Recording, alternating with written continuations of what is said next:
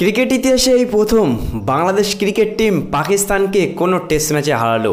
এর সাথে সাথে যেমন বাংলাদেশ জুড়ে এই খারাপ পরিস্থিতিতে বাংলাদেশ ক্রিকেট টিমকে নিয়ে বাংলাদেশিরা গর্ব করছে, তারা আনন্দে মেতে উঠেছে যে অসাধারণভাবে নতুন এক বাংলাদেশ, মানে তাদের কথা অনুযায়ী স্বাধীন বাংলাদেশ বা স্বাধীন ক্রিকেট বোর্ডে এই অসাধারণ এক পাকিস্তানের বিপক্ষে জয় রাওয়ালপিন্ডিতে বাংলাদেশের কোটি কোটি বাঙালি কিন্তু সত্যি খুবই খুশি।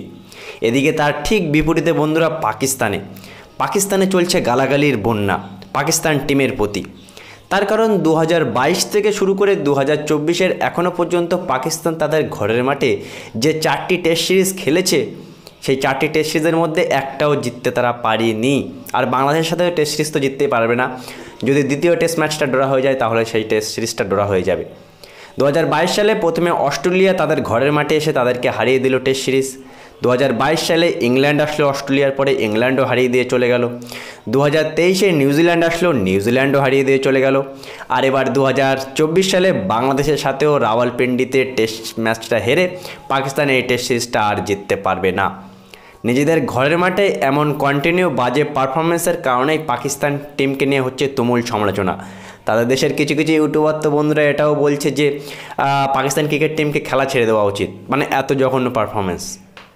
বন্ধুরা, পাকিস্তানের জঘন্য পারফরমেন্সের কথা বললেও বাংলাদেশের যে ক্রেডিটটা পাকিস্তান দিচ্ছে না, সেই ক্রেডিটটা কিন্তু বাংলাদেশ ক্রিকেট টিমকে দেওয়া উচিত। পাকিস্তান কোন কোন জায়গায় হারলো এটা বলে দিই। বাংলাদেশের এই কঠিন সময়ে বাংলাদেশ ক্রিকেট বোর্ডের প্রেসিডেন্ট পাল্টালো, বাংলাদেশ বোর্ডের সাকিবকে নিয়ে ঝামেলা, নানান ঝামেলার মধ্যেই কিন্তু এই সিরিজটা করানো হয়েছিল। বাংলাদেশের প্রত্যেকটা প্লেয়ারের মানসিকতা কিন্তু ঠিক ছিল না, কারণ তাদের দেশে যে ঘটনাটা রিসেন্টলি ঘটে গেছে সেই ঘটনা নিয়ে কিন্তু তারা অনেক চাপ ছিল। কিন্তু পাকিস্তানের যে বেশ 3-4টি কারণ ছিল যে হারের, সেই কারণটা হলো সবথেকে 1 নম্বর কারণ বন্ধুরা, বাংলাদেশ টিমকে তারা অনেক হালকাভাবে নিয়েছিল। মনে করেছিল এই বাংলাদেশ টিম আমাদের সাথে কোনোদিন জিততে পারেনি, এবারও জিততে পারবে না। তার একটাই কারণ, প্রথম ইনিংসে 448 রান করে ডিক্লেয়ার করে দেওয়া, অল আউট না হয়ে, এটা একটা কারণ। প্রপার স্পিনার না খেলানো, একটাও স্পিনার না খেলানো রাওয়ালপিন্ডির উইকেটে দ্বিতীয় কারণ। তার কারণ বন্ধুরা, বাংলাদেশ পঞ্চম দিনে এসে সাকিব নিল 3 উইকেট, মেহেদী হাসান মিরাজ নিল 4 উইকেট। সাকিব আর মেহেদী হাসান মিরাজ রূপে বাংলাদেশের টিমের কাছে কিন্তু কোয়ালিটি দুটো স্পিনার ছিল, সেই তুলনায় পাকিস্তান একটাও স্পিনার রাখেনি। আর সবথেকে বড় যে ওভার কনফিডেন্স, বাংলাদেশ টিমকে তারা একেবারে হালকাভাবে দেখছিল। আর বাংলাদেশ টিম হালকাভাবে দেখার কারণেই বাংলাদেশ টিম কিন্তু পাকিস্তানের মাটিতে ইতিহাস গড়ল। সাকিব আল হাসানও একটা রেকর্ড করলে, সাথে সাথে যে বিশ্বের প্রথম লেফট হ্যান্ড স্পিনার যে ইন্টারন্যাশনাল ক্রিকেটে 700 উইকেট নিল, এর সাথে সাথেই কিন্তু সাকিব আল হাসানের যে ইমেজটা কিছুদিন আগে বাংলাদেশে হচ্ছিল, সেই ইমেজটা একটু অর্ধেক হলেও কিন্তু পাল্টেছে। পাকিস্তানের থেকে তুলনায় বাংলাদেশ অনেক অনেক বেটার ক্রিকেট খেলেছে, বাংলাদেশ জিতেছে। বাংলাদেশের মানুষ খুশি, পাকিস্তানের মানুষ দুঃখী। পাকিস্তানের রাওয়ালপিন্ডির উইকেটে কঠিন মানে একেবারে ফ্ল্যাট উইকেট করে, তারা তো জিততেই চায় না বন্ধুরা। 2 দিন অন্তর পাকিস্তানের সিলেক্টর পাল্টায়, তাদের বোর্ডের প্রেসিডেন্ট পাল্টায়, ক্যাপ্টেন চেঞ্জ করে, বাবর আজমকে নিয়ে পলিটিক্স, রিজওয়ানকে নিয়ে পলিটিক্স করতে করতে বাংলাদেশের সাথে হেরে যাওয়ার পরেও তারা নিজেদের মধ্যে ক্রিটিসাইজ করছে। কিন্তু তারা বাংলাদেশ ক্রিকেট টিমকে একবারও ক্রেডিট দিচ্ছে না যে তারা কত ভালো ক্রিকেট খেলে।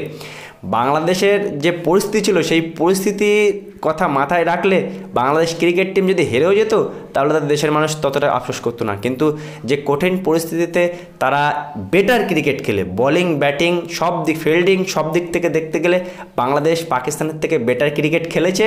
সেই কারণে কিন্তু টেস্ট ইতিহাসে পাকিস্তানের মাটিতে গিয়ে বাংলাদেশ এই প্রথম পাকিস্তানকে হারিয়ে দিল, তাও আবার 10 উইকেটের বড় ব্যবধানে। আর এটা যেমন বাংলাদেশের মানুষ খুশি, তেমন পাকিস্তানের মানুষ দুঃখী। বন্ধুরা, আমরা জানতাম যে এই টেস্ট ম্যাচটা ড্র হওয়ার চান্স ছিল, সবাই জানতো, কিন্তু বাংলাদেশ এত ভালো ক্রিকেট খেলবে সেই জন্য কিন্তু বাংলাদেশ টিমকে ক্রেডিট দিতেই হবে। কিন্তু পাকিস্তান যে হিসেবে তারা কন্টিনিউ 2022 থেকে এখনও পর্যন্ত নিজেদের ঘরের মাঠে খারাপ ক্রিকেট খেলছে, প্রশ্ন তো উঠতেই থাকবে পাকিস্তানে। বন্ধুরা, বাংলাদেশের এই জয় তোমরা কেমন করে দেখো? আর বাংলাদেশ নতুন বাংলাদেশ রূপে যে গঠনটা আমরা দেখলাম, বাংলাদেশ ক্রিকেট বোর্ড বলো, বাংলাদেশের সরকার বলো, বাংলাদেশ ক্রিকেট কি তাহলে এবার পরিবর্তন হবে?